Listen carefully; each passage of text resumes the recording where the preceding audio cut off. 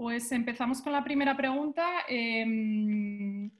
Ahora que la interlocución público-privada es más que necesaria para que el Gobierno ponga en marcha medidas que respondan correctamente a las necesidades de todos los sectores, ¿cómo creéis que está afectando la crisis a la gestión de las relaciones institucionales y asuntos públicos? ¿De qué forma están cambiando los protocolos de acción y las prioridades? Si os parece, empezamos por orden alfabético, por el nombre de vuestras respectivas agencias. Empezamos por Yolanda Vega, de Burson. Hola, buenas tardes. Bueno, pues yo creo que los que estamos aquí seguro que lo sabemos porque lo hemos vivido, lo hemos visto. Y cambia sobre todo eso, las prioridades cambia muchísimo, ¿no? Entonces hay sectores que se ven, yo creo que no hay sector que no esté afectado, quizás unos sectores más que otros, pero toda la actividad económica está afectada en esta situación y bueno, pues hay áreas que tienen, por decirlo de alguna forma, mayor colapso, ¿no? Bueno, las sanitarias que ya es punto y aparte. Entonces, yo creo que ahora lo que cabe es eso, es una cuestión de prioridad, lo que cabe hablar es eso, prioridad. Nuevas formas de relación, bueno, mucho más teléfono, más reuniones como esta, ¿no? O sea, más reuniones de este tipo, porque bueno, hay quien dice que hay estadísticas dicen que el 70% de la administración pública, por ejemplo, no está preparada para el teletrabajo, pero yo creo que la mayor parte de los interlocutores en las administraciones con los que nos movemos, la mayor parte sí, no es tan difícil. Y después, bueno, no solo en las instituciones públicas, sino también, bueno, pues cualquier otra entidad, ¿no? con la que tenemos que dialogar. Estamos todos, yo creo, en modo smart working, ¿no? Como decimos, ya no solo una cosa de teletrabajo, sino en modo smart, y es prioridad para mí. Y hay prioridades que te cambian la agenda y la pertenencia es en este caso, o sea, la pertenencia en el sentido de hay que ser pertinente, oportuno, no oportunista. Y bueno, pues valorar, es verdad, yo lo que estoy comprobando es que va todo, hay asuntos que como no son tan prioritarios van más lentos, entonces se aparcan muchas cosas, pero hay actividad, sigue actividad y cambia un poquito solo. Marian Casado, ¿cómo ves tú que está cambiando la gestión de los asuntos públicos? Yo siguiendo en donde ha parado Yolanda, que dice hay actividad, pero va más lenta. Desde luego yo creo que es verdad que lo que no es crisis sanitaria y lo que no es este tema está al ralentí. Ahora la crisis sanitaria es lo más relevante y el resto va un poco a remolque. Yo creo que lo que sí ha tenido esta crisis, que es absolutamente excepcional por la dureza, por las consecuencias que está teniendo, ha hecho evidente la necesidad de una colaboración público-privada y yo creo que este es el gran aprendizaje que tenemos que sacar de aquí. Esta crisis va a poner en cuestión todo nuestro sistema financiero, nuestra sociedad, y a partir de aquí se va a exigir una revisión de la regulación, de las interacciones empresa-poderes públicos, y ahí es donde tenemos que estar todos poniendo nuestro granito de arena. Yo creo que cuando salgamos de aquí todos habremos cambiado y habremos cambiado como individuos y como sociedad. Será el momento de ver cuáles son las nuevas prioridades y establecer los protocolos de actuación para conseguir esas prioridades, teniendo claro eso, la necesidad de establecer los canales público-privados. Javier. Bueno, pues yo creo que lo que estamos viendo en estas semanas, desde que se declaró el estado de alarma, pues es un cambio sobre todo para las empresas. Es decir, yo lo que noto es cierta incertidumbre entre las empresas, pues por las novedades regulatorias, sobre todo, que se están produciendo en este tiempo. Yo tengo unos datos aquí que desde el 14 de marzo, que se declaró el estado de alarma, en el primer mes pues se han publicado más de 120 normas o instrucciones a nivel nacional y más de 500 a nivel autonómico. Con lo cual, pues para las empresas, este ingente número de novedades regulatorias es complicado manejar toda esta legislación. Por otro lado, hay incertidumbre sobre cómo será la vuelta a la actividad después de que se vaya retomando poco a poco la normalidad. Y bueno, ahí no se sabe muy bien cómo va a ser el contacto de nuestra profesión, de las relaciones institucionales, a nivel parlamentario y a nivel administración. Si habrá un tiempo que siga siendo de forma telemática, cuándo se retomarán las reuniones presenciales, y todo esto afecta, pues bueno, un poco a esa relación entre el sector público y el sector privado. Lo que esperemos es eso, que la vuelta a la normalidad sea cuanto antes y que para que de esta forma, pues bueno, nuestros clientes puedan seguir participando en la vida legislativa de España, pues bueno, para buscar la mejor regulación que ayude a solucionar y a salir de la mejor forma de esta crisis. Gracias. Carlos, vosotros en FTI ¿habéis notado algún cambio en los procedimientos, en la manera de actuar en cuanto a los clientes? Hola, buenas tardes. Yo coincido bastante con Javier. Para nosotros no hemos notado mucho los cambios en el ámbito legislativo. Nosotros estamos trabajando mucho ya en cuál va a ser la agenda post-corona. Tanto en España como en las instituciones europeas con las que trabajamos un montón, vemos que las prioridades continúan, sobre todo en los sectores tecnológicos y los sectores que están trabajando mucho en el ámbito de la transición ecológica y la descarbonización. Y para ello, por ejemplo, me gustaría dar un par de ejemplos bastante concretos de cómo se sigue trabajando, ¿no?, en el ámbito tanto europeo como en el ámbito nacional. Por ejemplo, en el ámbito europeo hay dos iniciativas en las que hemos estado bastante involucrados. La Comisión Europea acaba de publicar el nuevo plan de trabajo para el 2020. Es un plan revisado y es un plan que además, aunque algunas propuestas pues sí que van a tener un poco más de tardanza, sí que vemos que las prioridades que en un principio había puesto la Comisión Europea en torno a la legislación de tecnología y medio ambiente, pues continúan como prioridad. Asimismo, otro ejemplo a nivel europeo que también ha tenido bastante repercusión en los medios españoles es una nueva coalición de recuperación que lo llaman Green Recovery Alliance, que ha sido impulsada por un eurodiputado francés del grupo de Macron, en el que ha unido a más de 200 eurodiputados, CEOs de diferentes empresas, varios de nuestros clientes también están ahí. Y básicamente esta alianza que salió el 14 de abril está mirando a posibles soluciones dentro del mundo de la tecnología y la sostenibilidad para una nueva agenda post-corona. Por eso, bajo nuestro punto de vista, queremos decir que el trabajo continúa, y bajo el punto de vista español me gustaría poner otro par de ejemplos en el que estamos también un poco ocupados. Por ejemplo, el PNIE acaba de salir a finales de marzo, justo en medio de la crisis del corona. Y luego hemos estado también trabajando en la consulta pública, por ejemplo, de residuos, que también se ha publicado también justo ahora, y también en la implementación de varias directivas europeas que tienen fecha en julio. Por lo tanto, bajo nuestro punto de vista, ha habido una pequeña pausa de unas 2 semanas más o menos, que ha servido a un montón de gente para reorganizar las prioridades.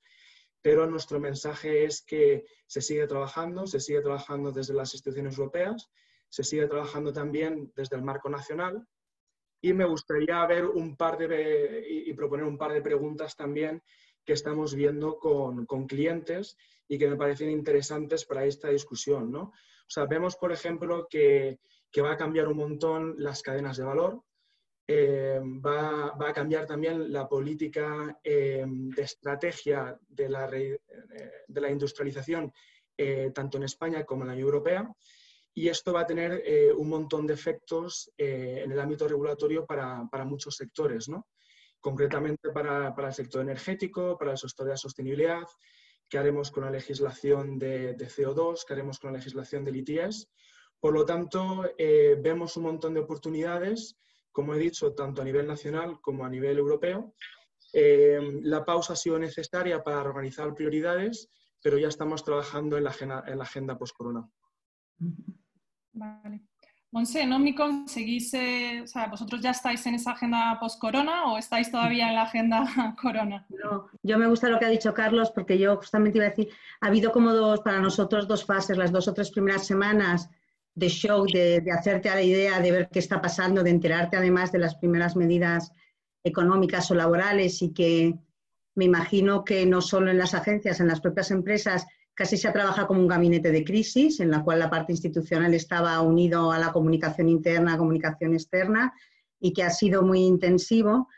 Creo que de lo que más nos ha afectado a nosotros, y que yo, dentro de la regulación post-corona hay que tener mucho cuidado, es que aquí las regulaciones, todas esas normas que ha dicho Javier, gracias por los datos, que han salido, no han sido tramitadas, debatidas, no ha habido borradores, nos hemos encontrado con la regulación, nos hemos encontrado que ya es con efecto. Y hay algunas cosas que, leyendo bien, además han cambiado muchas normas existentes para poderlas adaptar, y hay normas que, como se queden como están bastante tiempo, van a afectar mucho a nuestros clientes. Es decir, más allá de lo que luego sale en prensa, los grandes titulares de un ERTE o tal, pero está el tema del límite a las inversiones extranjeras, o sea, hay muchos que podríamos enumerar, y yo creo que luego va a haber un trabajo de recomposición de todo esto que se ha implantado para poder luchar contra el COVID, cómo va a afectar verdaderamente a la economía, cuánto tiempo van a estar modificadas ciertas normas, y si algunas de ellas sí vienen para quedarse. O sea, que yo creo que ahí es el primer efecto como de la crisis, ¿no? Y ahí nos ha llevado. Otra cosa importante que nos hemos dado cuenta es que hemos notado mucho la diferencia de las empresas que habían hecho deberes de los que no.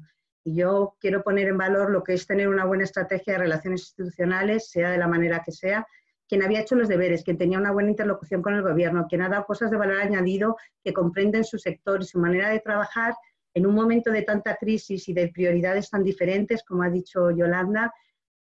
Ha sido, yo por lo menos con clientes me he encontrado mucho más sencillo, dentro de la dificultad del momento, la interlocución, porque ya teníamos muchos deberes hechos, ¿no? Había pocas, no teníamos que hacer tantas introducciones. Hemos tenido algunos nuevos clientes que han aparecido por la crisis, sectores que no se habían preocupado de ese tipo de más de que con el mío del ministerio que trata mi tema, y de repente soy uno de los sectores que estoy muy afectado, que casi tienes que empezar a explicar porque eran gente que no había hecho sus deberes en este tema, ¿no? Entonces, yo aquí pongo en valor que una situación así, no solo en relaciones institucionales, en tantas cosas, lo mismo que nos está pasando con los servicios públicos, que nota mucho tus carencias, ¿no? Aquí hay muchos learnings para mucha gente, ¿no? Y en nuestro tema yo creo que nosotros lo hemos tomado. Como tercer punto, en cuanto a en la fase post-COVID, que nosotros también estamos empezando a trabajar, desde hace un par de semanas, como ha dicho Carlos, hay nuevas consultas, incluso a lo mejor la gente no está tan atenta. Hay tramitaciones parlamentarias que han vuelto, que se habían parado en los periodos de enmiendas, ya han vuelto, y además, pues, cuando hablas con ellos, la idea es, algunas incluso ya estaban como procedimientos de urgencia, luego tienen plazos que van a tener que correr. Y hablando un poco del día a día, yo sí que he notado que en las cosas COVID, digamos, la administración era especialmente sensible a por lo menos intentar escuchar a todo el mundo, o querían de alguna manera, por teléfono, por mail, no.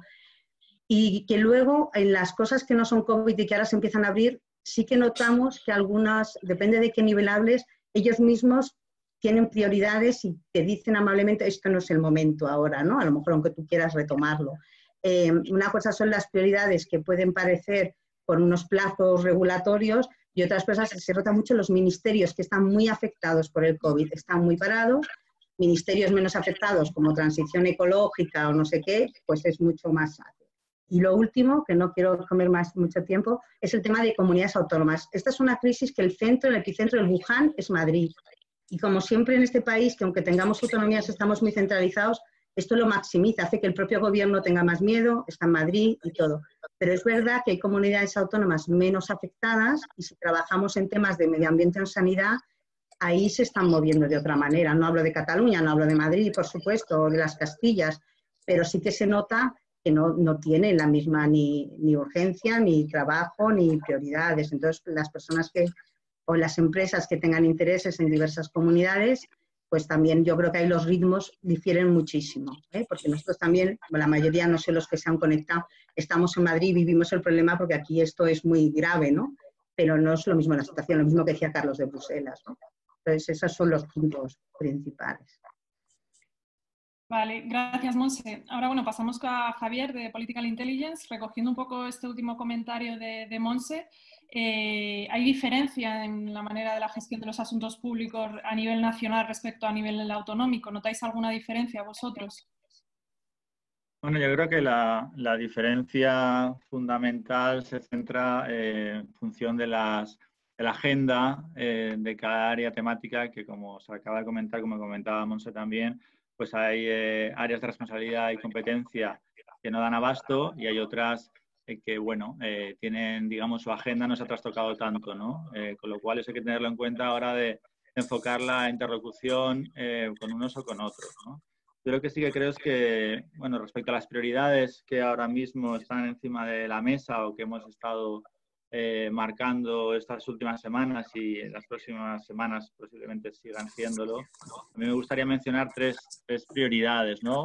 Una que también se ha mencionado es el seguimiento en tiempo real de la cascada de reales decretos de ley, reales decretos, protocolos, incluso en fin de semana, a altas horas de la noche, que se han aprobado, que se han comunicado, y eso ha habido que hacer un seguimiento muy detallado, al tiempo que, por otro lado, se ha reanudado efectivamente la actividad parlamentaria y legislativa, con consultas públicas, proyectos de tramitación, etcétera, lo cual obliga a hacer un monitoring muy al minuto y en detalle para que no se escapen cosas importantes, ¿no? Por otro lado, como segunda prioridad, yo creo que es importante el dar apoyo y asesoramiento a las empresas en el proceso de escalada y desescalada, ¿no?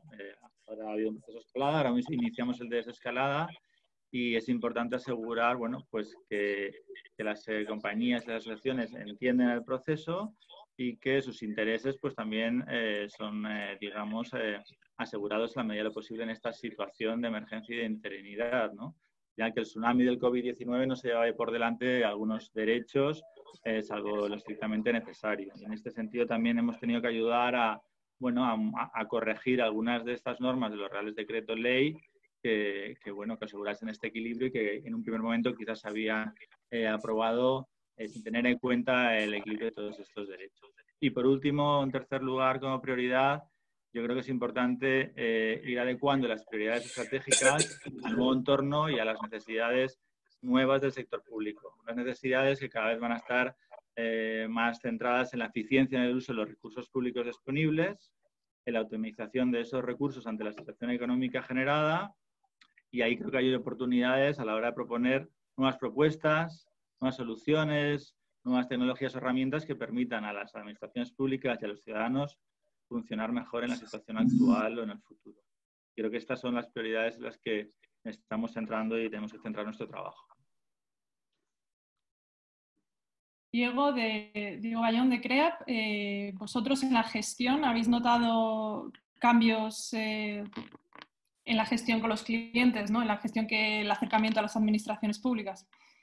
Sí, totalmente. Yo creo que, bueno, hay varios factores. Yo creo que en general este es un contexto de oportunidad para la labor de los asuntos públicos y creo que nuestra función sí que está cogiendo mayor relevancia de la que ya tenía en las organizaciones desde el punto de vista del asesoramiento, ¿no? Yo creo que somos un poco la brújula que debe guiar a las organizaciones en las diferentes etapas de esta crisis, desde el punto regulatorio, que como decía Javier Herrero, el número de normativa que se está publicando es ingente y como mencionaba Javier, valiente, además muchas veces en fin de semana por la noche a deshora es muy complicado si no tienes un servicio o unos conocimientos en materia de seguimiento regulatorio, estar al tanto de todas las medidas de apoyo que se están publicando, restricciones a la actividad, etcétera, y hay que hacer una labor de seguimiento diaria que respondiendo a tu pregunta, Irene, sí que hemos notado un aumento de peticiones de trabajo en ese sentido y combinarla con una parte más de prospectiva, ¿no? Y sobre todo ahora de cara a la desescalada, bueno, la gran pregunta es cuándo vamos a volver a la normalidad o cómo vamos a volver. Yo creo que ahí, desde luego, los think tanks tienen su rol, pero creo que las consultoras podemos y debemos apoyar en trasladar información contrastada que ayude a la dirección de las organizaciones y a las diferentes áreas a transitar por por las diferentes fases que se van a ir abriendo a medida que recuperemos poco a poco la normalidad. En segundo lugar, creo que en este momento las instituciones necesitan a las empresas más que nunca, ¿no? Sin duda se ha reforzado la colaboración público-privada. Creo que es importante no perder de vista durante estos días que debemos seguir alimentando y manteniendo nuestra red de contactos habitual, porque hay muchos decisores políticos que no están en la gestión del COVID y que de alguna manera tienen que sentir que estamos ahí cerca. Que es muy importante canalizar con orden toda la relación con las administraciones, sobre todo de las que están inmersas en la gestión del COVID, porque no tienen oportunidad muchas veces de atender individualmente a cada una de las empresas. Ahí yo creo que la labor de las patronales, la labor de clústeres que puedan aunar la voz de un sector o de un grupo de empresas, creo que puede ser muy interesante en este periodo. Y para todos aquellos temas que no estén en la agenda de la crisis, pero que no puedan esperar, porque evidentemente los que puedan esperar creo que hay que dejarlos a un lado y ser en ese sentido responsables y paralizar agendas cuando toque. Para aquellos que no puedan esperar y no tengan nada que ver con la crisis, creo que está el reto de intentar ser creativos para despertar interés durante estos días en aquellos que lógicamente tienen la vista puesta a otro lado, ¿no? Por otro lado, la digitalización de nuestra práctica creo que ha venido para quedarse. Hace un mes o 2 meses a mí me parecía impensable poder tener reuniones con diputados por videoconferencia y ahora ya parece lo más normal del mundo, ¿no? Esta semana he tenido un par y me parece, la verdad, que, bueno, especialmente con diputados, por ejemplo, que no son de Madrid y que tienen que viajar a sus circunscripciones, probablemente sea una forma de mantener interlocución con empresas que seguramente se quede. Creo que la medición de nuestra labor se va a reforzar, sobre todo después de la crisis, después de esta primera fase de shock, como decía Montse, porque en un contexto de restricción presupuestaria en todas las áreas de una empresa, creo que más que nunca vamos a tener que demostrar cómo Public Affairs contribuye a los objetivos de negocio y demostrar un poco el retorno de nuestra función. Y por último, ya por acabar, creo que tenemos que aprovechar estos días de cuarentena, no porque baje el trabajo, que sinceramente creo que todo lo contrario, sino porque la vuelta va a ser complicada. Tenemos que trabajar en preparar el día después y reorientar las prioridades. En ese sentido, creo que por una parte el gobierno va a necesitar la ayuda de las empresas para reactivar la economía. Probablemente ahí deberían abrir un proceso de participación, de consulta pública de cara a esa desescalada para propuestas más a medio plazo, pero que lo harán y ahí pues será interesante ver de qué manera desde las organizaciones se puede contribuir con propuestas.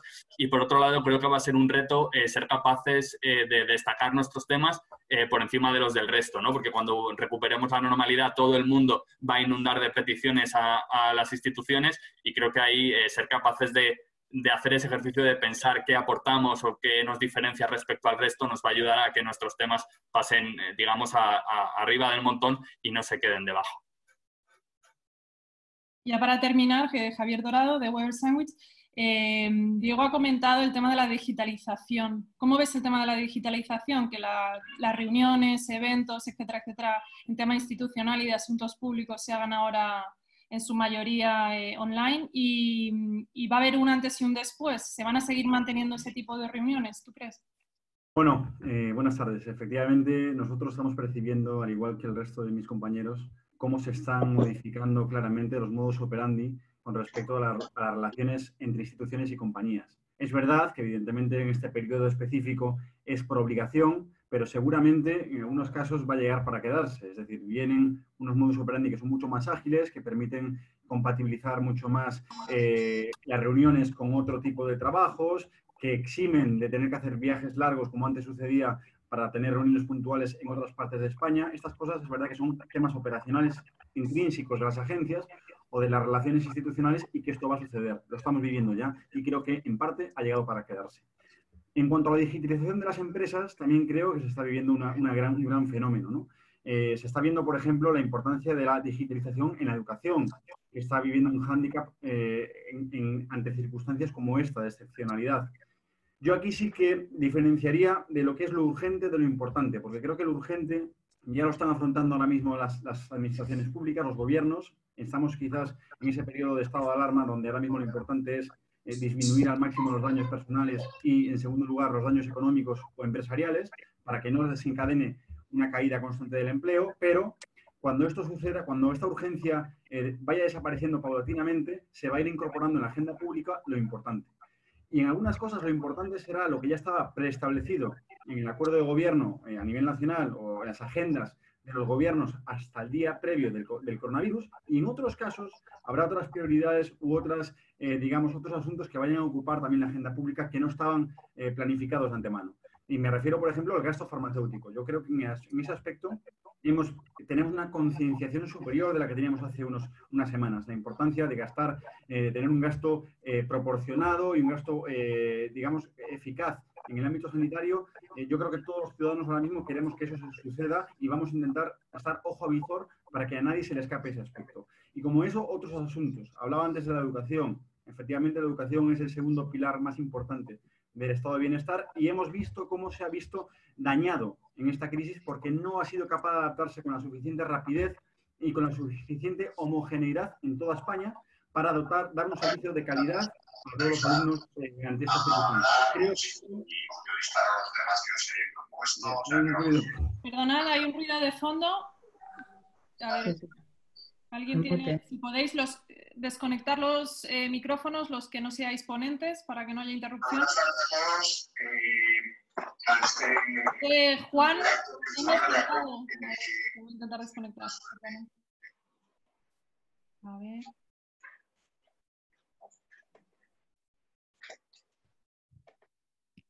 Ya está.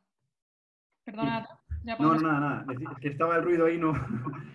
Simplemente por resumir, ¿no? Es decir, va a haber temas que no estaban en la agenda política que lo van a estar el día después del coronavirus.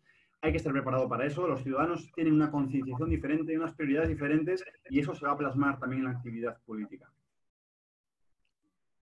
Vale, muy bien, muchas gracias. Ahora, bueno, habéis estado hablando, digamos, de la parte más de gestión, también de asuntos públicos. Vamos a pasar más al área de relaciones institucionales, ¿no?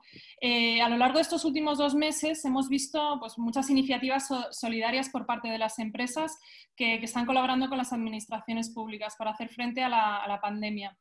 ¿Cómo creéis que están gestionando estas relaciones? ¿Creéis que gracias a estas iniciativas las empresas están mejorando su relación con las instituciones? Y si tienen retorno, ¿y cómo debería de ser la colaboración público-privada en estos casos? Empezamos, si os parece, de nuevo volvemos a Yolanda. Ahora conecto de nuevo el micrófono. Bueno, yo aquí diferenciaría entre diferentes planos de colaboración. Hay muchas fórmulas de colaboración. Hay formas de colaboración que no solo son las sanitarias, no solo es donar los EPIs, no solo es donar otro tipo de materiales que puedan ser necesarios en ese ámbito sanitario, que ese es un ejemplo. Y ahí la forma de llegar o de contarlo, ni siquiera con la interlocución habitual que no tiene con las administraciones sanitarias, por la experiencia, lo que he visto además también es por nuestros clientes, es que es más práctico dirigirse directamente a los hospitales y hacer las donaciones más directamente, porque si no se hacen cuellos de botella y los interlocutores habituales ahora mismo están en otras cosas. Y eso, por ejemplo, es uno de los sectores donde la interlocución, bueno, pues hay las prioridades, aunque hay una parte como, por ejemplo, enfermos crónicos, lo que sea, da igual, no te van a escuchar, aunque hay una cronicidad que abordar, y ahora mismo en el ámbito sanitario es muy difícil. Ese es un tipo de ayuda y no, yo creo que las empresas no lo están haciendo tanto por reforzar las relaciones con las autoridades o los asuntos públicos, sino por mejorar una reputación a nivel global con todas sus audiencias. Esto, insisto, excepto en algunos casos donde sí que hay una colaboración muy puntual o muy directa con las administraciones, la mayor parte no. Las colaboraciones son con terceros, no digo con terceros, sino con otros niveles, o incluso eso con terceros, con asociaciones de otro signo, con asociaciones privadas o con asociaciones tipo, no sé, otros colectivos, tipo ONGs, lo que sea. Lo que sí que es importante aquí, y es lo que estamos haciendo también, es ver de qué manera eso que se está haciendo, porque hay que apoyar a la cadena de valor, por ejemplo, en un sector, o porque haya que apoyar a determinados colectivos, o porque haya que apoyar a los que nos están ayudando, los sanitarios u otros, lo que bueno, es importante también trasladar a las instituciones públicas pertinentes, con quienes tienes contacto habitual, porque como decían antes los compañeros, o sea, una de las cosas fundamentales, una de las lecciones también aprendidas es que, y cuando yo decía que hay una cierta normalidad, una prioridad, pero si tú no tienes engrasada una relación, luego es más en esta situación es más difícil. Y es verdad que tienes que ser muy pertinente, pero es muy difícil. Entonces yo creo que lo que sí que cabe es luego comentarlo a las instituciones y sí que puede ser una forma de decirle a las instituciones, yo estoy trabajando, estoy haciendo esto. Pero yo creo que aquí pesa más la parte de reputacional general, la sociedad, los ciudadanos, la de ciudadanía es fundamental y luego ya lo trasladas a las instituciones públicas como entiendas, ¿no? Pero bueno, eso en el plano social y en el plano directo, por supuesto, sí que cabe trabajar con ellas. Vale, gracias. Marian, por vuestra parte, ¿qué opinión tenéis al respecto? ¿Crees que la colaboración debería de ser permanente, o sea, no solo en caso de crisis, sino también trasladarse en un futuro y que sigamos, digamos, con estos hábitos? Micrófono. Marian, el micrófono. Ahí. Cuando Yolanda decía que es más fácil cuando todo está engrasado, y es verdad, o sea, aquí diferenciamos entre empresas que ya tienen establecida una actividad de acción social y que entonces tienen lo tienen muy fácil y todo es muy fluido, a empresas que están comenzando. Yo lo que sí que creo es que ya antes de esta crisis ya se estaba hablando de que las marcas buenas venden más o las marcas con sentido, los meaningful brands, que ya estábamos en esa corriente. Y desde luego ahora cuando salgamos de esta crisis esto va a ser obligatorio, o sea, y nos van a exigir a todos una responsabilidad a las empresas y también a la administración y a las relaciones institucionales. Y nos van a exigir que trabajemos juntos y que colaboremos y hablemos de cómo sacarlo en nuestro país adelante. O sea, yo no tengo la menor duda. El retorno, muy positivo, una visibilidad muy positiva y sobre todo nos van a pedir que no lo utilicemos, que sea algo real. No, aquí en el momento de crisis luego ya nos olvidamos y además vamos a sacar partido. No es eso. Vale. Gracias, Marian. Javier, tu turno en este ámbito de colaboración público-privada, ¿cómo la ves? ¿Ves como Marian lo que ha comentado, que al final no tiene que ser algo cosmético, sino que realmente tiene que ser algo intrínseco de las empresas? ¿Cómo lo ves? Sí, nosotros lo que estamos viendo estas semanas desde Evercon es que muchos de nuestros clientes nos están ofreciendo su colaboración para realizar esa interlocución con la administración, pero más allá yo creo que del retorno reputacional que pueda tener para ellos, lo hacen con la intención de poner su granito de arena para ayudar a solucionar la crisis. Es decir, es una labor altruista que creen oportuno hacerla en este momento. Ese es uno de los puntos que estamos tratando en estas semanas. En los últimos días también nos estamos encontrando que muchos de estos clientes ya ofrecen, mirando en el día después, ofreciendo su ayuda para, o bien prestando servicios para ayudar a esas medidas del desconfinamiento. Entonces, estamos ahí viendo un cambio ya que estamos mirando ya hacia el medio plazo un poco más. Luego, por otro lado, también en cuanto a esta colaboración, estamos trabajando para clientes ofreciéndoles un seguimiento continuo de las medidas que se van adoptando a nivel nacional, porque tienen que trasladarlo a sus directivos europeos y hacer ese seguimiento, lo cual es un seguimiento continuo que hay que hacer día a día. Aparte del seguimiento de monitorización, como comentaba Javier Valiente, para ofrecer también toda esa intensidad de normativa que estamos viendo. Yo creo que nuestra misión es facilitar esa colaboración público-privada y permitir que contribuyamos entre todos a mejorar tanto las políticas públicas como pues bueno, esa interlocución con la administración. Vale, gracias.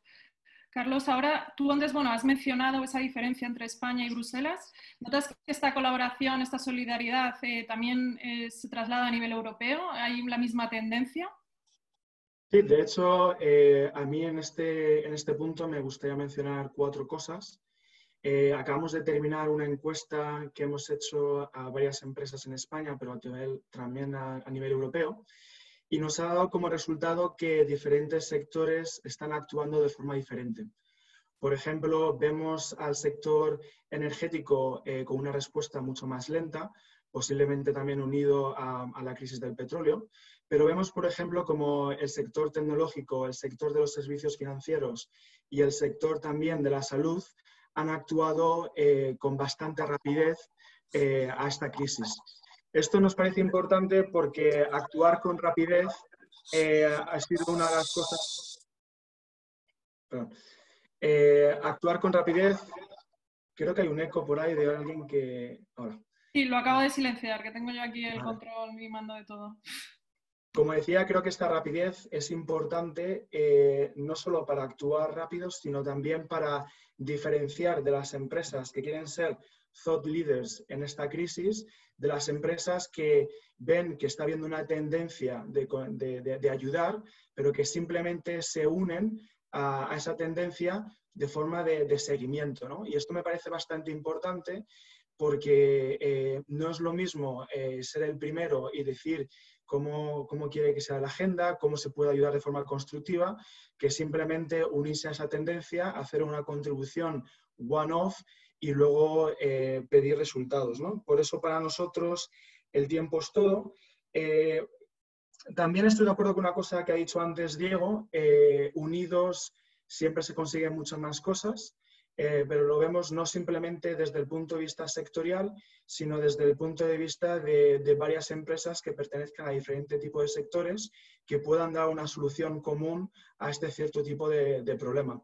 Además, esta es una respuesta todavía mucho más rápida que la que puedan dar las patronales y esto nos parece bastante importante.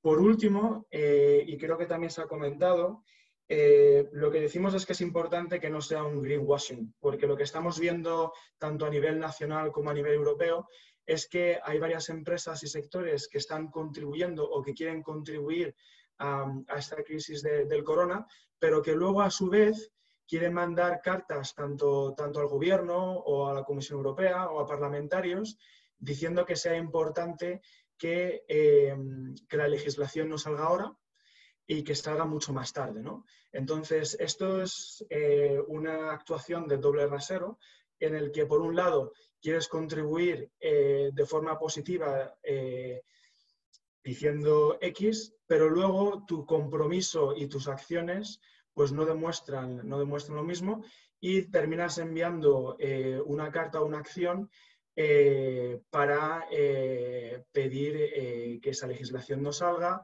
o que haya un retraso en ese aspecto. Y como hemos podido percibir en cierto tipo de empresas y sectores que han querido que la legislación no salga justamente ahora y que se posponga, pues la respuesta de los políticos ha sido contundente. Por lo menos por lo que hemos visto nosotros.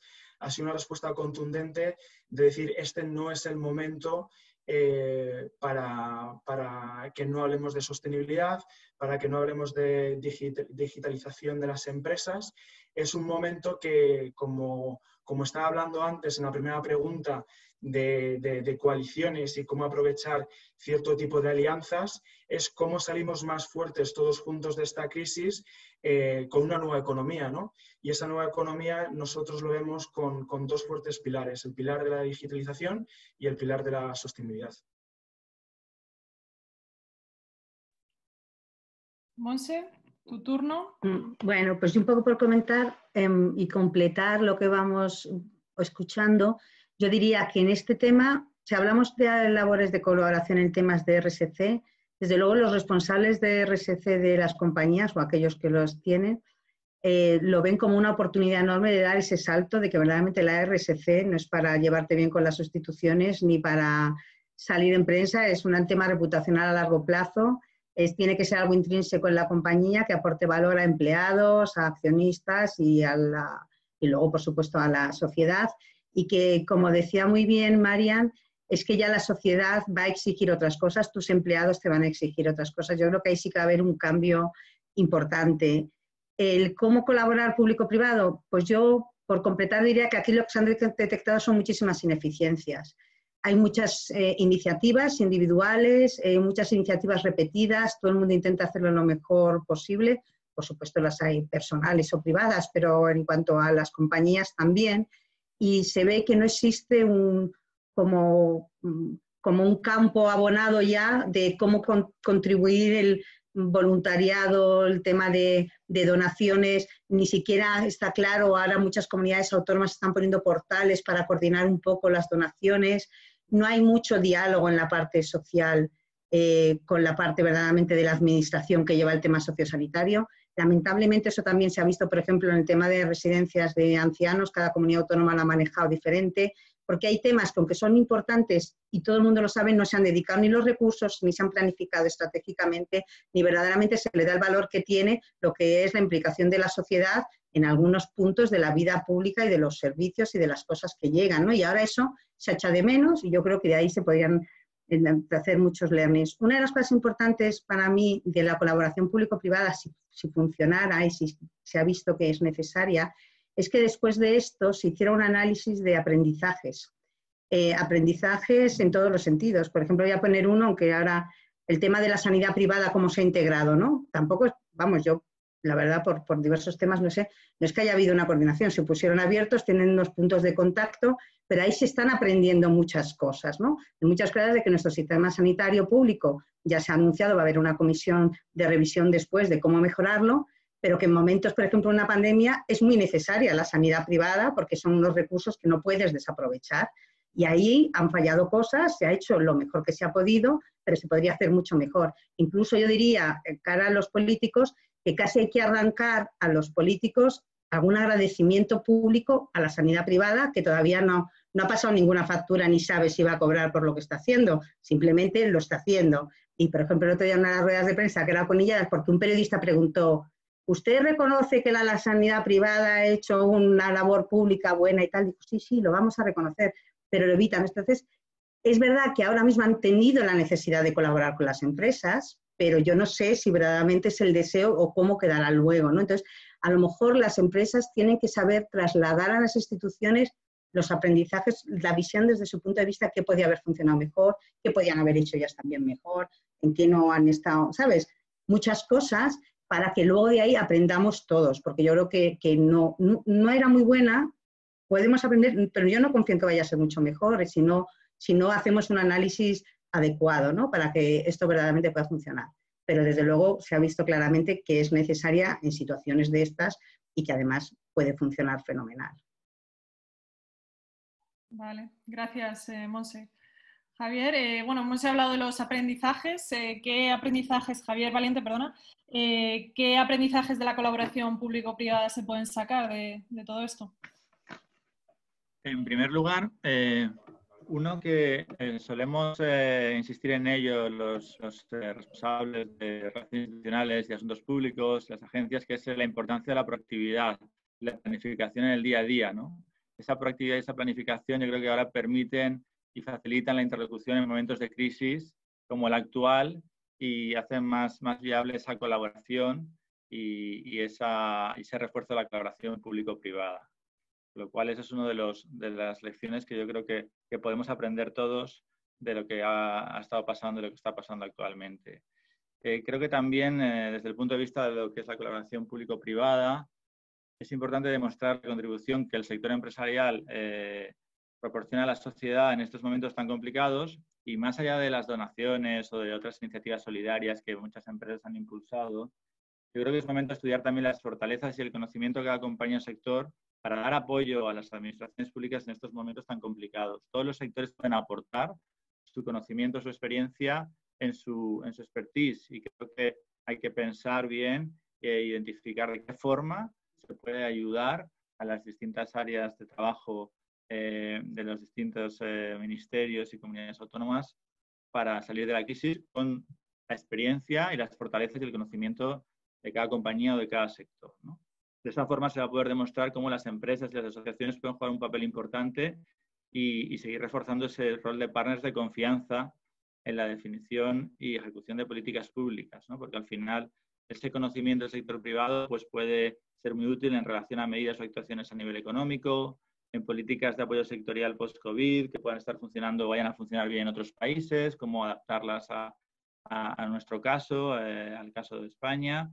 Y en definitiva, al final todo esto pues, puede conseguir mejorar la relación con las instituciones, aunque no sea el objetivo de estas iniciativas, pero sí que se puede convertir en una consecuencia. Y por último, algo que se comentaba antes respecto a los temas clave en la agenda de políticas públicas en España y a nivel europeo, ahora mismo que eran digitalización y sostenibilidad, respecto a presupuestos ya comprometidos en fase de preparación.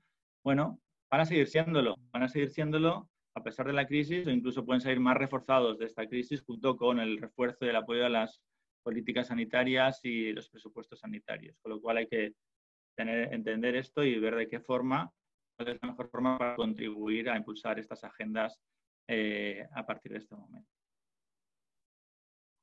Diego Bayón, de CREAP, tu turno. Tema de colaboración público-privada, ¿cómo lo veis desde CREAP? Diego, el micrófono. Estoy silenciado, ya estoy. Perdona, sí, yo digo que creo que cómo actúen ahora las compañías va a tener una repercusión muy alta en cómo van a ser percibidas por toda la sociedad en su conjunto y también por las instituciones, no ahora, sino a medio y largo plazo, ¿no? Y estoy totalmente de acuerdo con lo que apuntaba Marian o Carlos antes.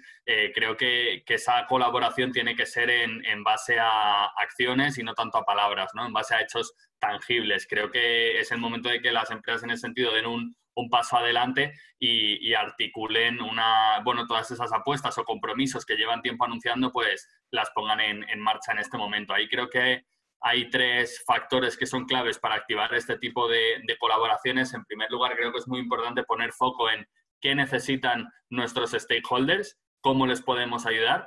A partir de ahí, analizar qué colaboraciones ya hay en marcha o qué activos tiene nuestra organización que podemos reorientar o reenfocar para hacer frente a esta pandemia. En segundo lugar, creo que es muy importante la agilidad. Ahí creo que Javier mencionaba que hay 2 tiempos, ¿no?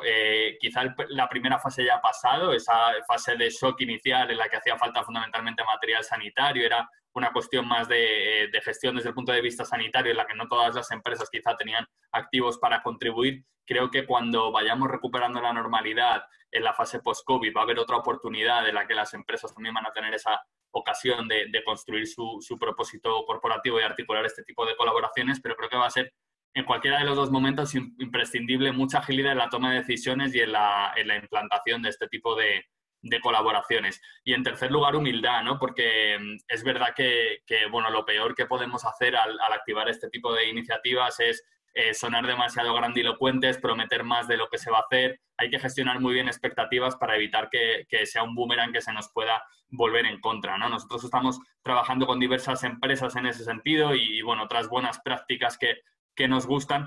Yo he recopilado 5 grandes formas de articular este tipo de colaboraciones más allá de la colaboración monetaria, ¿no? Que yo creo que es la que menos retorno reputacional da en estos casos. En ese sentido, por un lado, yo creo que lo ideal es aprovechar los activos que ya existen. Es el caso, por ejemplo, de Inditex, con esa red logística que tiene, pues que ahora está reenfocando, utilizando mientras sus tiendas están cerradas para distribuir material sanitario, o el caso de Cabify, que tiene a los coches en la calle, está aprovechando para trasladar a profesionales sanitarios, ¿no? Siempre que tengamos activos que pueden ponerse al servicio de la gestión de esta crisis, creo que es lo ideal para poner en valor nuestra actividad del día a día. En segundo lugar, apoyar a nuestra cadena sectorial, ¿no? Ahí, por ejemplo, Netflix o Diageo han anunciado en sus diferentes sectores que van a destinar 1 millón de euros para ayudar a sus sectores, ¿no? A los bares ahora mismo que están cerrados o los actores y actrices que ahora mismo están en paro mientras las producciones audiovisuales se han detenido. porque al final son los que nos nutren en nuestra actividad diaria, ¿no? Son nuestro sector del que tenemos que ir de la mano. También es interesante la iniciativa, por ejemplo, de SEAT, de reconvertir toda tu producción, si te lo permite tu actividad, pues reorientar de unos productos que ahora quizá no son tan necesarios a otros que pueden ayudar a contribuir a luchar contra la pandemia.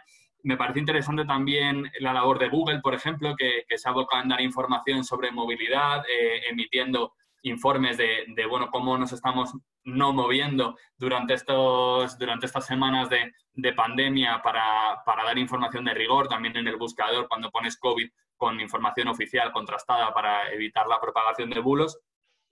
Y por último, involucrar a los usuarios, ¿no? Ahí, por ejemplo, tenía el ejemplo de Wallapop, que a través de la plataforma de geolocalización y de segmentación está fomentando las donaciones entre barrios o entre zonas muy cercanas para la gente que más lo necesita, aprovechando esa posibilidad de llegar barrio a barrio, ciudad a ciudad, ¿no? Son algunos ejemplos, hay muchísimos más, pero por citar 5 fórmulas de estructurar este tipo de colaboraciones que, como decía antes, creo que lo más importante es que estén bien enfocadas y que sean algo intrínseco, como han dicho ya mis compañeros, a la actividad de nuestra empresa. Vale, gracias, Diego. Y ya por último, Javier Dorado.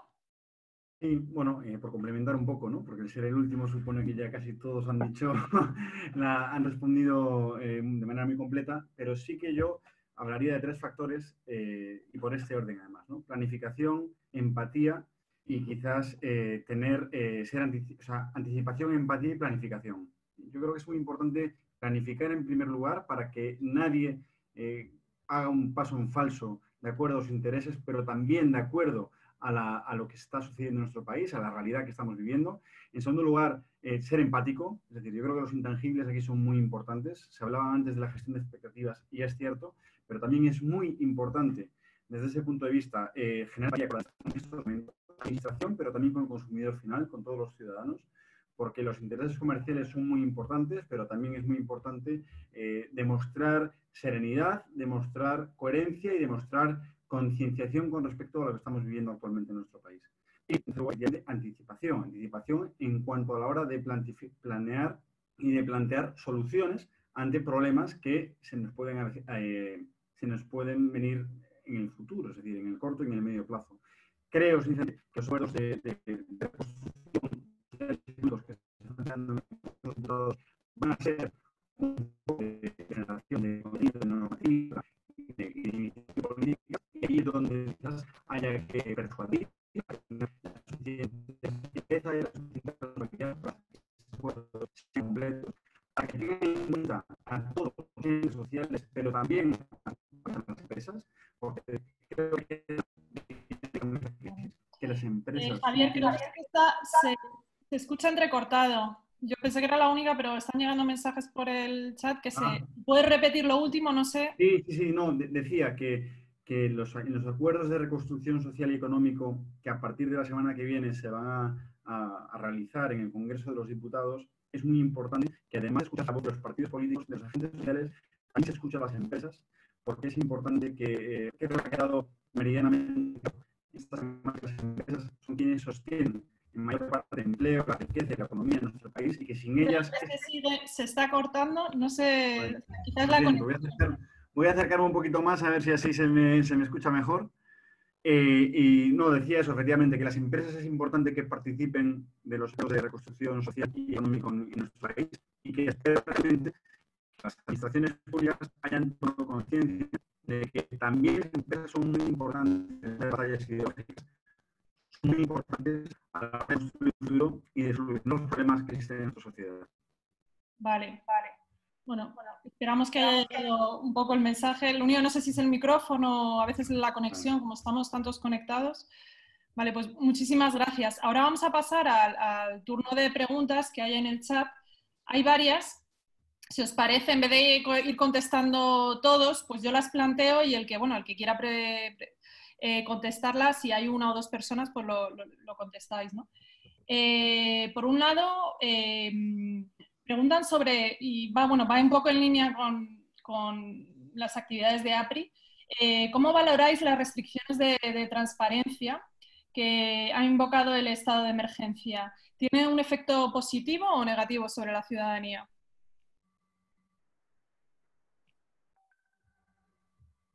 A ver, tema de transparencia. Yo inicio completo la pregunta.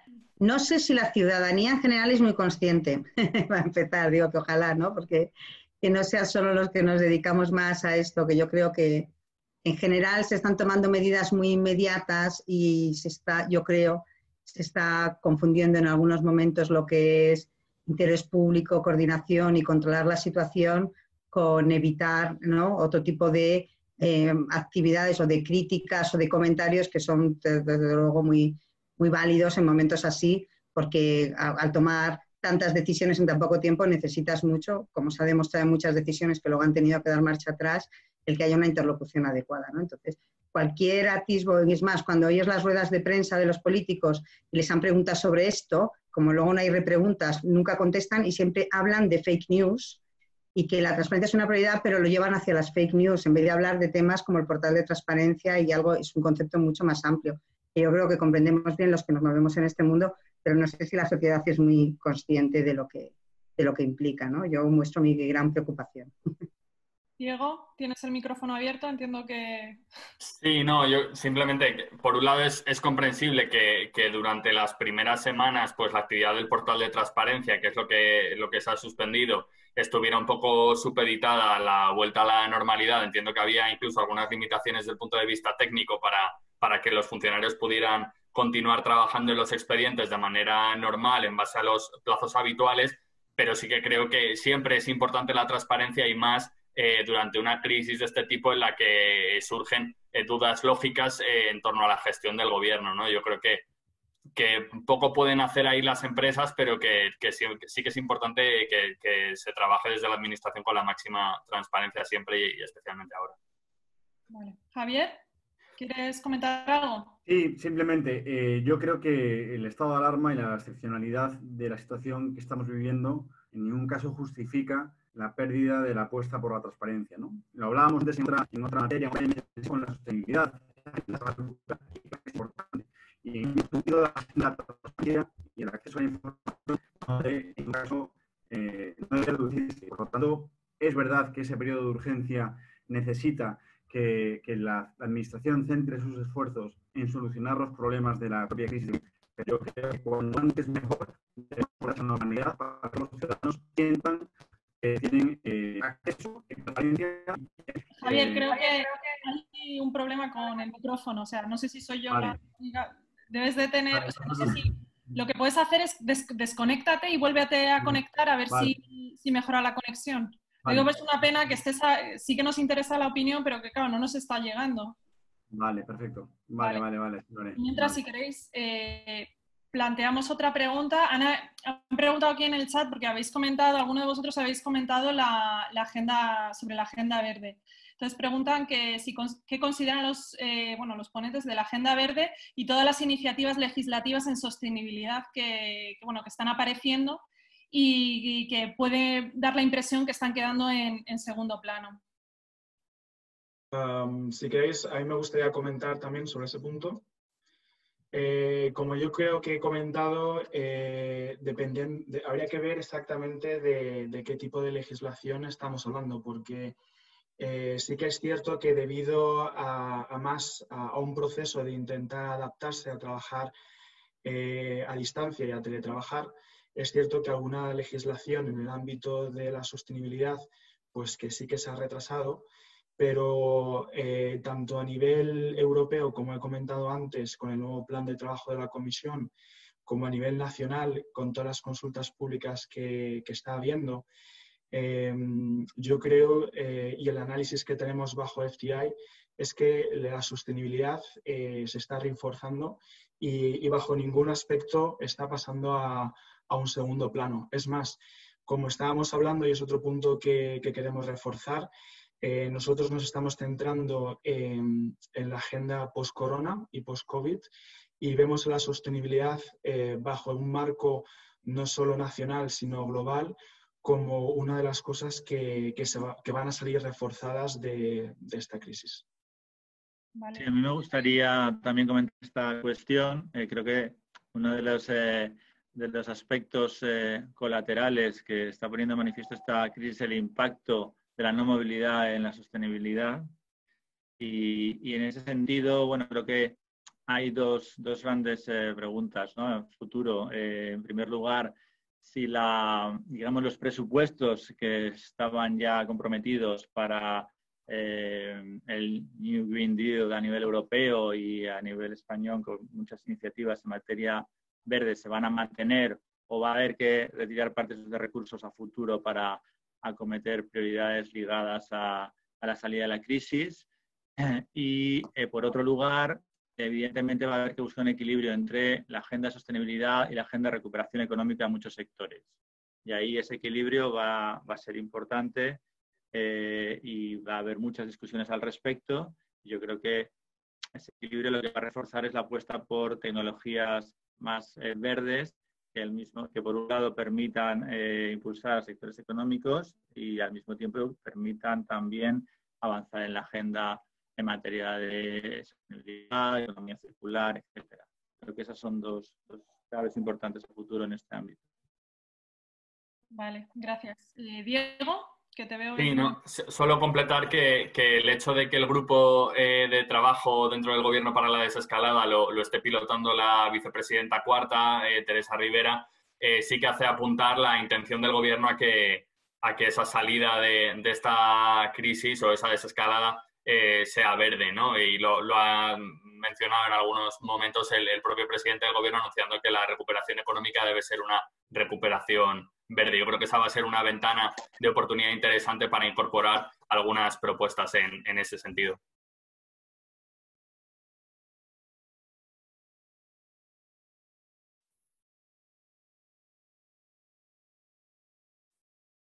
Ay, perdona, que ahora estaba yo con el micrófono. Javier ha vuelto. No sé si quiere... Javier. No, bien. ¿Me escucháis mejor ahora? Sí, yo creo que ya tenemos buena conexión. Bueno, te reengancho. Hemos ya pasado a otra pregunta, que estamos hablando sobre la agenda verde. Entonces, bueno, no sé si alguien más tiene alguna aportación que hacer respecto a esta pregunta o tenemos otra. Seguimos adelante. ¿Tenéis alguna aportación más que hacer? ¿No? Sí, bueno, yo aquí sí me gustaría, porque creo que también tiene un poco de sentido con lo que antes estaba explicando, creo que efectivamente hay una serie de prioridades y una serie de matizaciones políticas que se van a seguir dando en el paso de los meses y de los años. Se irán recuperando paulatinamente, pero se van a dar. Y yo creo que la tendencia clara de abrir las administraciones públicas y el gobierno, o sea, las políticas de gobierno abierto, se van a seguir implementando con el paso de los meses y de los años. Y creo que de eso también es parte de nuestra responsabilidad. Tendremos que estar ojo a visor para que esto no se deje de lado, ¿no? Y del mismo modo, pues la agenda verde se va a mantener, es evidente, ¿no? De hecho, la Comisión Europea sigue dando pasos en el desarrollo de ciertas directivas, de ciertos reglamentos, estrategias como la de la granja a la mesa, etcétera, etcétera, y esto va a seguir siendo así. Y creo que es bueno que siga siendo así y que las compañías sean conscientes de esto. Es verdad que en aspectos fiscales vamos a ver hasta qué punto se va a seguir implementando o no la agenda que había previamente prevista por parte del Gobierno. Es posible que se modifiquen los tiempos o incluso algunas de las medidas previstas, pero creo sinceramente que la sostenibilidad, la digitalización y la sanidad, como decía antes Javier Valiente, van a seguir siendo prioridades de la agenda pública. Vale, muy bien. Pues muchísimas gracias. Paso a la siguiente, que ya es la última que tenemos, a no ser que alguien en el impasse de contestar a esta última pregunta, alguien quiera hacer una más. Tenemos aquí además un socio de APRI que pregunta... la crisis del coronavirus está modificando los patrones de consumo de muchos servicios y productos básicos y diarios. ¿Creéis que criterios como la higiene o la seguridad alimentaria jugarán un papel más importante en una fase post-COVID, por ejemplo, en el sector de los plásticos?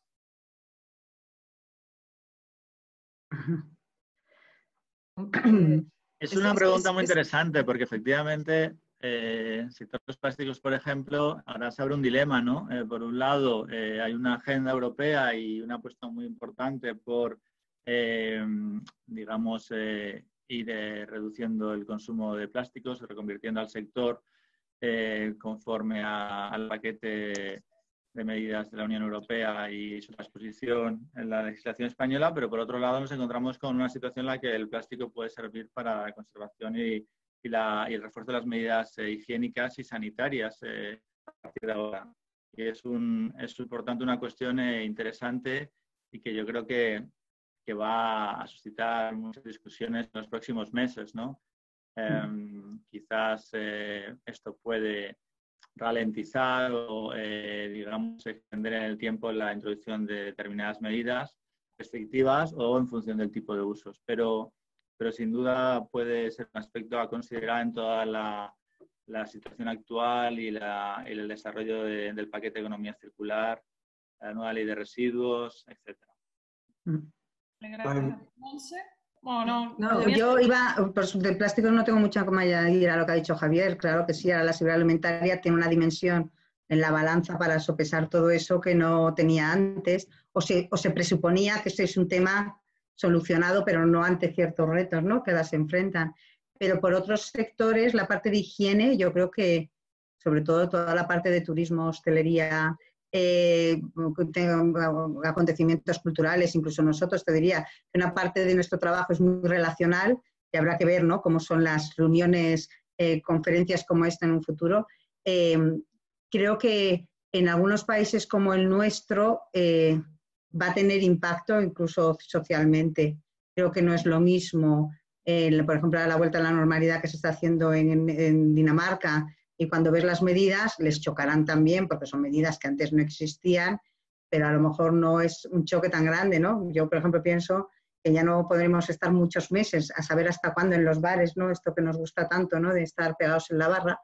Y yo creo que sí, que la parte de higiene va, incluso ya no porque haya medidas o no, yo creo que incluso nosotros, la sociedad va a acostumbrarse muy lentamente a esos cambios y va a suponer que esos sectores se tienen que reinventar, incluso las inversiones que van a tener que hacer o no, cómo calculan sus rentabilidades, muchísimas cosas que para ellos, o sea, para muchísimos sectores, digo el de turismo y acontecimientos culturales porque es el más obvio, pero incluso también en sitios de trabajo, los coworkings tienen un reto enorme, además por temas de higiene, y lo saben, tienen un problema encima, porque eso de estar cambiando tu sitio de trabajo sin saber quién estaba antes, después, cómo está, o sea, muchísimos sectores. En esta era post-COVID que decimos que hay que analizar los retos, desde luego nosotros casi es por sectores, viendo, porque va a impactar a la inmensa mayoría, y sobre todo estos dos conceptos que hemos dicho, seguridad alimentaria por razones obvias y la parte de higiene.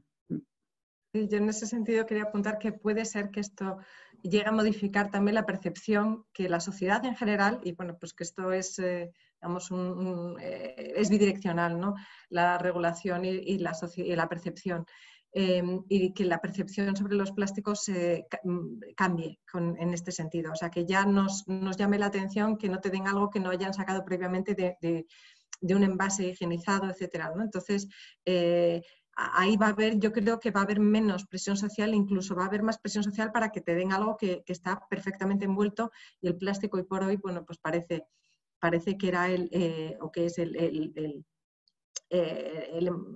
material más seguro para eso. Y en línea con un apunte que hacía antes también Javier, cuando se hablaba de políticas verdes, aquí, como en todo, va a tener que tenerse en cuenta el equilibrio entre el daño de los sectores y la recuperación. Lo habéis comentado muchos y es algo, es un mantra también.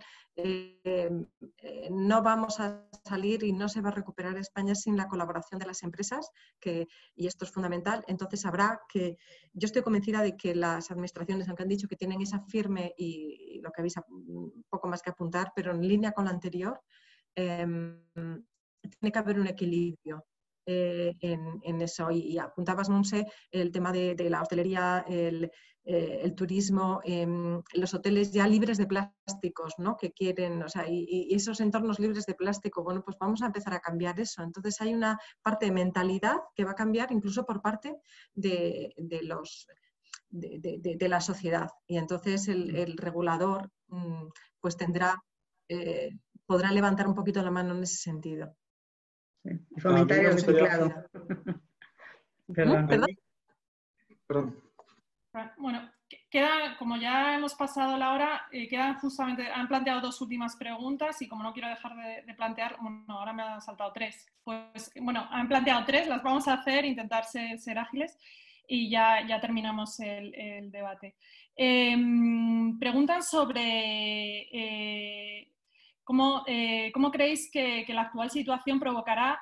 ¿Creéis que la actual situación provocará que los ciudadanos muestren mayor interés por participar o impulsar las iniciativas del gobierno abierto y de control de rendición de cuentas por parte del sector público? Y está, bueno, va en línea con la otra. ¿La ciudadanía superará su apatía con respecto al sector público y la política? ¿O será algo temporal y se olvidará pasado unos meses? Bueno, yo creo que lo que sí que es consciente los ciudadanos es que es importante que los que estén dirigiendo la política, y especialmente en aquellos ministerios que sean estratégicos y que además son de ámbito nacional, pues que estén las personas mejor preparadas, porque al final la red pública, la cosa pública, es algo que nos atiene a todos, a las empresas, a los ciudadanos, en todos los ámbitos de nuestras vidas, y no puede ser ajeno al devenir de la sociedad. Y por lo tanto creo que es importante que ahí que los ciudadanos más que nunca son conscientes de que tienen que estar los mejores y creo que serán más exigentes a la hora de escoger a sus políticos y también exigirán más, pero por lo tanto tiene que haber un mayor prestigio de la política, que es por otro lado lo que está faltando en la sociedad actual, ¿no? Que parece que el político o la política en general es el saco donde todo el mundo golpea cuando algo le parece mal. Y creo que eso también tiene que dejar de ser así para darle prestigio a la política. Y ese prestigio se la dan los propios políticos, se la dan los ciudadanos reconociendo su labor y se la dan los medios de comunicación. Por lo tanto, es una labor que tiene muchas aristas, pero que en general creo que sí que esta crisis se ha puesto en valor, que es que cuando hay buenos gestores, las cosas van mejor que cuando hay malos gestores. Y por lo tanto, esto va a permanecer en el tiempo y espero que genere un mayor interés para participar en política y, por supuesto, para preocuparse sobre lo que la administración está sucediendo. Carlos, ¿quieres comentar algo? ¿Que tienes el micrófono abierto? ¿O? Sí, perdón, sí, puedo comentar algo. Yo creo que estoy de acuerdo con lo que acaba de decir Javier. Yo creo que, sobre todo en España, cada vez la ciudadanía está más involucrada en los aspectos políticos. De hecho, por ejemplo, para mí el tema de los plásticos, y siento volver al tema, es un tema, por ejemplo, que la percepción de la ciudadanía ha cambiado bastante, ¿no? También estamos viendo como los debates alrededor de la política, debido a la involucración de la ciudadanía en estos temas, se han vuelto mucho más emocionales y menos técnicos, ¿no? Entonces, esto también cambia la percepción y también cambia cómo se legisla, ¿no? Y te puedo dar un ejemplo. Cuando estabas preguntando antes cómo va a cambiar el tema de los plásticos, pues 2 asociaciones la semana pasada escribieron a Frank Timmermans, que es el comisario que lleva todo el tema de los plásticos, y le dijeron que retrasase las guidelines que se van a publicar ahora en junio o julio sobre los single-use plastics, y contestó ayer en el Comité de Medio Ambiente del Parlamento Europeo diciendo que no, que las cosas siguen adelante.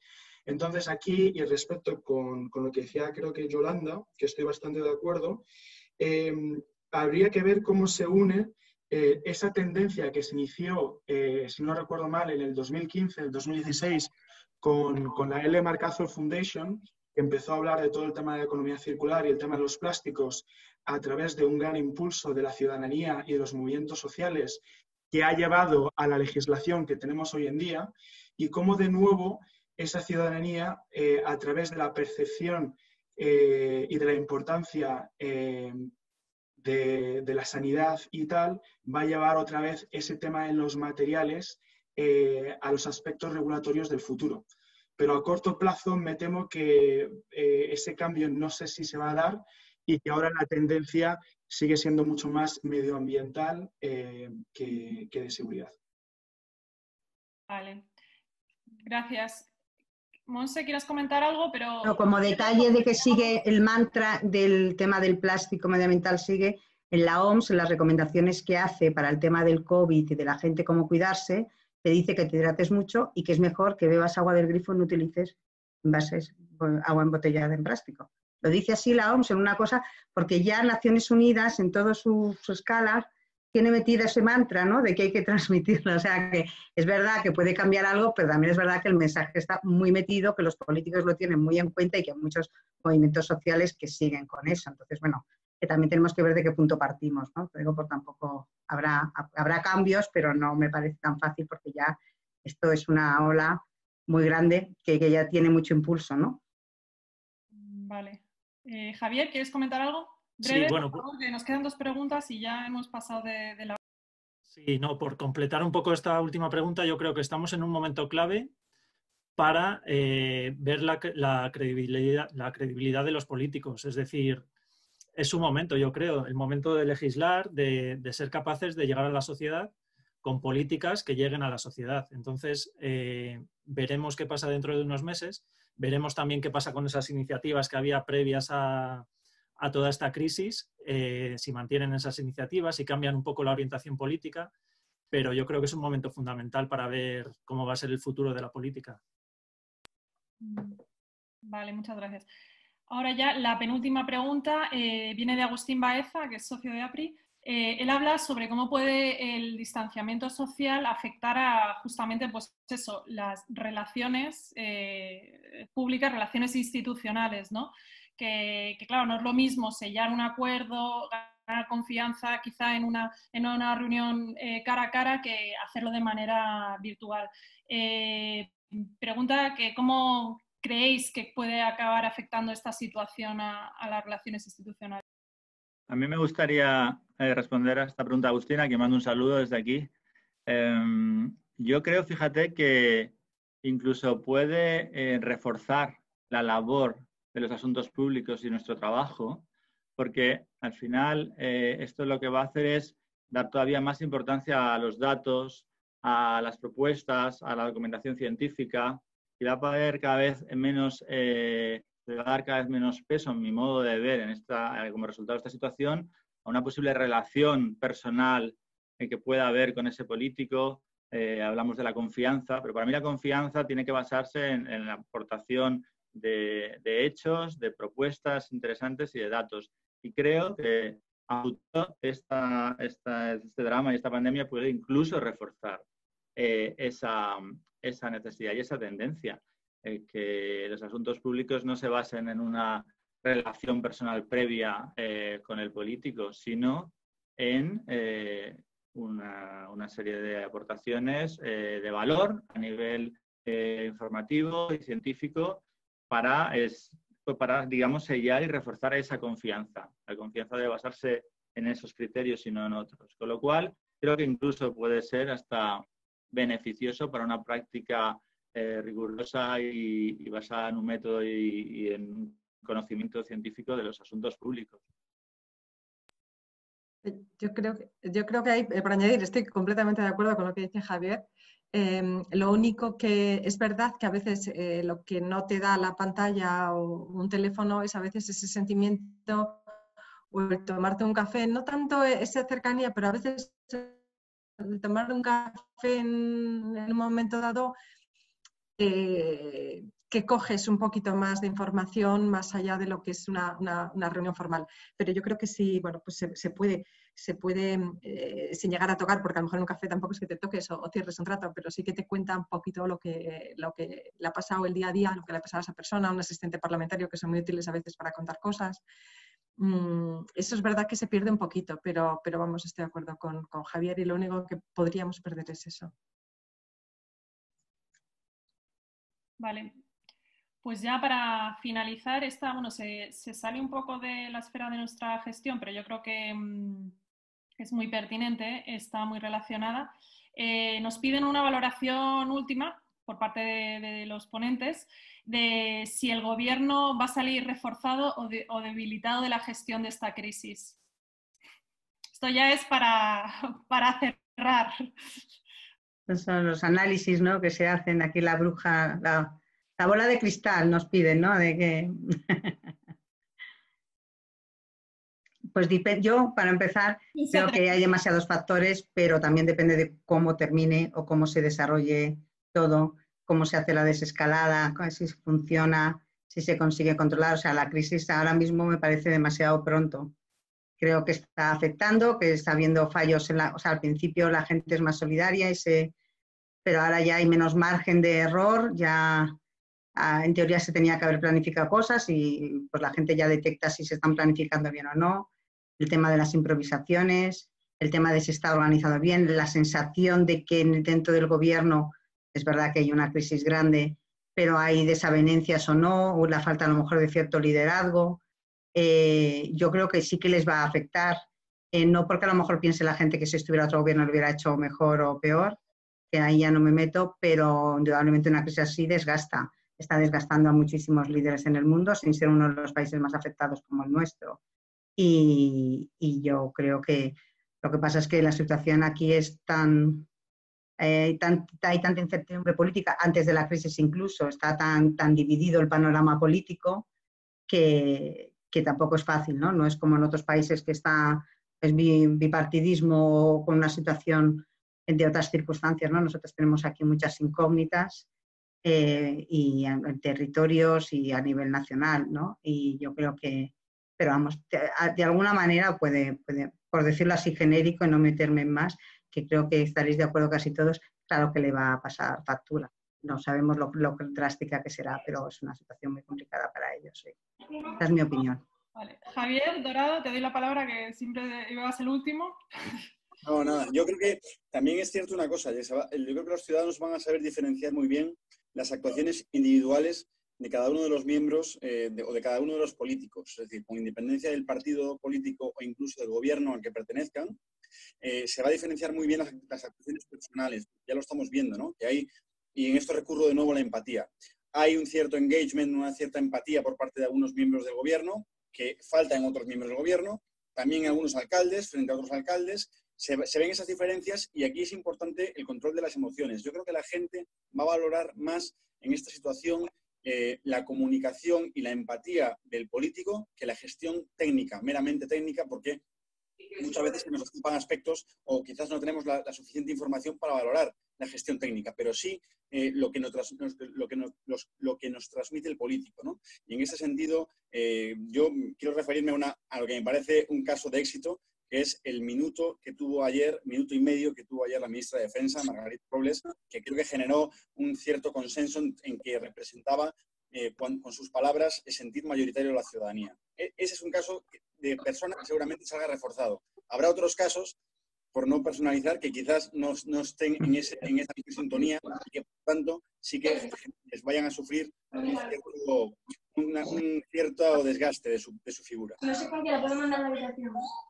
Yo por aportar también muy rápido 3 elementos más, creo que va a depender mucho la valoración que se haga de la gestión del gobierno de 3 factores, ¿no? Por un lado, de cómo el gobierno consiga involucrar a la oposición en sus decisiones, que creo que ahora mismo en ese aspecto la gestión está siendo mejorable, ¿no? Ya, de hecho, el PNV o alguno de los partidos que ha sido socio del gobierno en la investidura ha dado algunos toques de atención en la última prórroga del estado de alarma o Esquerra Republicana, diciendo que votaba una abstención más cercana al no que nunca. Yo creo que ahí están dando síntomas de que si el gobierno de alguna manera no les incluye y no les hace partícipes en las próximas prórrogas y en la gestión de la desescalada, quizás sus votos a favor o sus votos de abstención se puedan convertir pronto en votos en contra. Ese va a ser un factor. El segundo, cómo se gestiona la desescalada también involucrando a las comunidades autónomas, que muchas, especialmente País Vasco y Cataluña, pero no solo, están pidiendo tener un rol mayor al que tienen ahora mismo en la gestión de ese desconfinamiento y esa vuelta a la normalidad progresiva. Y por último, cómo logran contener las discrepancias que hay dentro del propio gobierno, ¿no? Entre Unidas Podemos y Partido Socialista, la más evidente, la del ingreso mínimo vital, pero bueno, en función de cómo de unidos sigan dentro del gobierno, creo que también eso va a condicionar mucho la valoración que haga la opinión pública de la gestión de la crisis. Vale. Yo solo... ¿Guerrero? Bueno, Valiente, es que os habéis conectado los dos a la vez. Bueno, yo por añadir un factor más también, va a depender de la duración de la crisis, yo creo. Es decir, cada día que pasa se va debilitando más el gobierno. En tanto que se habla de curvas y tal, yo creo que está llegando un momento que está empezando a bajar. Entonces va a depender mucho de cuánto más se prolongue esta situación. Sí, yo solo quería apuntar un dato. Es el primer gobierno de coalición en la historia de nuestra democracia desde la Constitución del 78, que posiblemente se enfrenta al momento más complicado de nuestro país desde el 78. Y creo que, por lo tanto, es una prueba de fuego para esta coalición brutal. Y que si es capaz de sobrevivir y de salir adelante tras toda esta crisis, creo que la legislatura será larga. Vale, pues con esto, si os parece, concluimos. Nada, daros el agradecimiento por todas las respuestas, por haber participado en este debate, tanto a vosotros, los ponentes, como a todos los asistentes. Sinceramente, me ha parecido muy interesante y os propongo que retomemos esta idea y hagamos un debate post-COVID posteriormente para ver también en qué situación nos encontramos y al final todo lo que hemos dicho se cumple o no, ¿no? Entonces,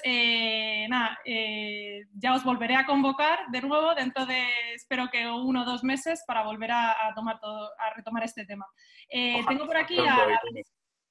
Tenemos por aquí a la presidenta que voy a aprovechar para que se conecte y si quiere ella, pues cerrar el coloquio, ya que está aquí. La presidenta de APRI la tengo infiltrada por aquí. Ahí está, María Rosa. Bienvenida. Si quieres cerrar el coloquio del Foro Empresarial COVID-19.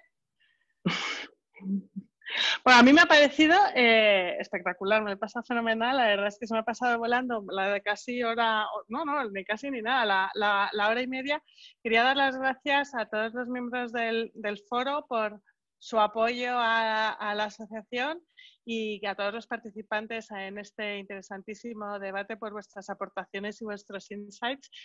Yo aprendo más de la competencia siempre que, bueno, es que estáis a años luz de cualquier tipo de tertulia que se precie. No me voy a enrollar, solo quería daros las gracias. Creo que somos un ejemplo de sector que se ha adaptado de una manera increíble a las nuevas circunstancias. En este sentido, la verdad es que creo que somos ejemplares y espero que trabajéis todos muchísimo en combinación con vuestras muchísimas obligaciones familiares y personales desde casa y que aportemos nuestro granito de arena para que España pueda salir de esta crisis lo antes posible y lo mejor posible a pesar de las dificultades que tenemos por delante. Pero muchas gracias porque ha sido súper interesante. ¿Vale?